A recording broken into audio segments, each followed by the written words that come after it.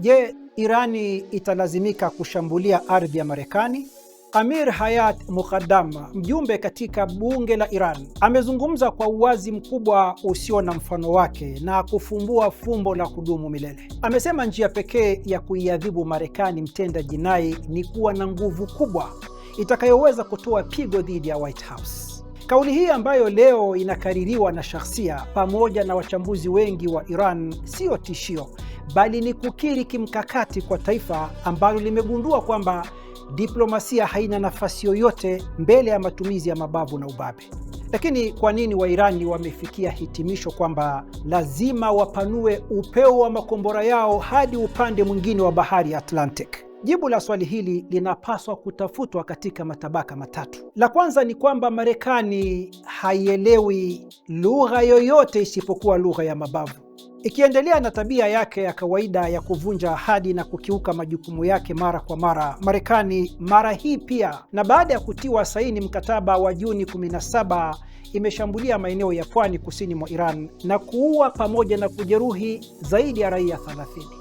Kwa mtazamo wa Tehran, kwa hatua yake hii, Washington imekanyaga hati zilizotiwa saini kwa makubaliano ya pande mbili, na hivyo kuthibitisha kivitendo kwamba haielewi lugha nyingine isipokuwa lugha ya mabavu.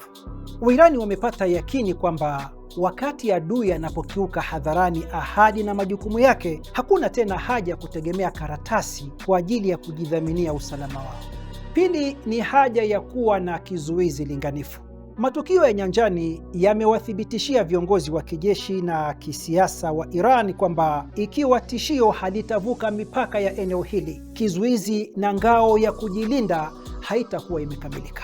Marekani huchochea vita ikiwa katika umbali salama, lakini sasa kambi zake za kijeshi katika eneo la Asia Magharibi zinashambuliwa kirahisi.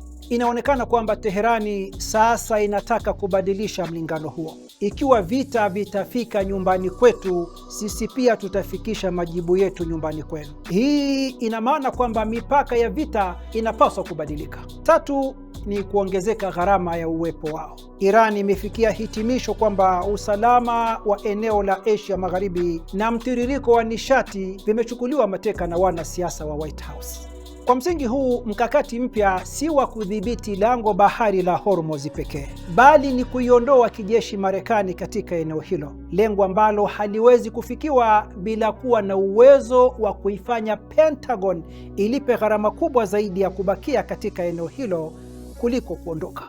Kwa hivyo Tehran haitaki tena kuikinaisha Marekani, bali inataka kuilazimisha, njia ambayo ikiwa itafuatwa hadi mwisho, huenda ukawa ndio mwisho wa uwepo wa kibeberu wa Marekani katika eneo la Asia Magharibi.